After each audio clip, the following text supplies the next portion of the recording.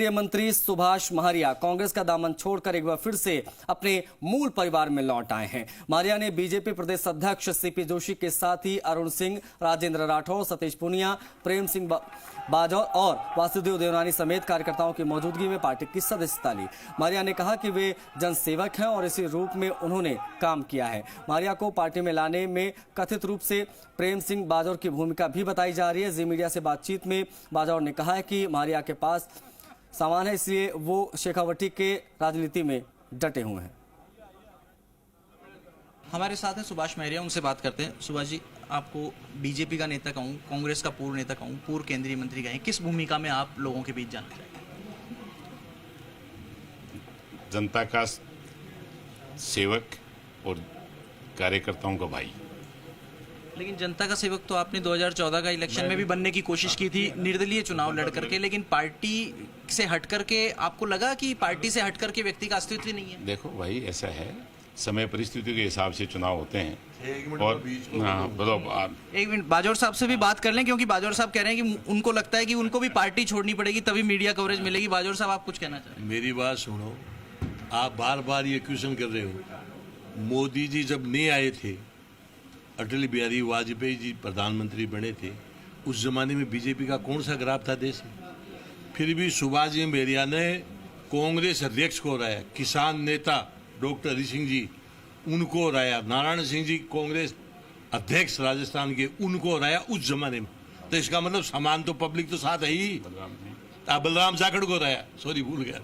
लेकिन बाजौर साहब, लोगों को उस जमाने में धूल चटाई है, तो सामान तो है ही पब्लिक में, पकड़ तो है ही, जब तो चटाइए। लेकिन बाजौर साहब, लक्ष्मणगढ़ की उस सभा को मैंने भी कवर किया था जब मोदी जी आए थे और महरिया जी ने निर्दलीय चुनाव लड़ा था। आपने कान में जाके मोदी जी को कुछ कहा, पर्ची दी, और उसके बाद उन्होंने कह दिया कि उनका प्रत्याशी वही है जो पार्टी का चुनाव चिन्ह लेकर के आए।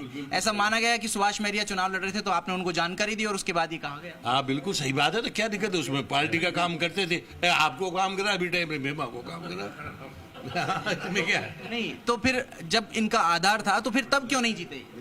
कब? 2014 में। लेकिन उस टाइम पे इतने वोट लेना कम है कि निर्दलीय चुनाव लड़े थे। लड़ो जमान जब तू जाए नहीं, मैं तो लड़ ही नहीं रहा, इसीलिए जमानत जब्त हो सकती है। चुनाव तो लड़ते रहते हैं, जमानत जब्त होती रहती है। आपने भी चुनाव जीते हैं। निर्दलीय चुनाव लड़े, इतने वोट लेना कोई कम बात नहीं है। और वो भी शेखावाटी में राजनीति कर लो, चालू लाइन 11,000 हाथ लगा दो, 3 फुट ऊपर से खेचे बाहर, और सारी शेखावाटी से ही राजनीति चले राजस्थान की। इसलिए वहाँ जज के लड़ाई बहुत बड़ी बात होती है। 2014 के पार्लियामेंट इलेक्शन में बीजेपी 184 सीट्स पर आगे रही थी।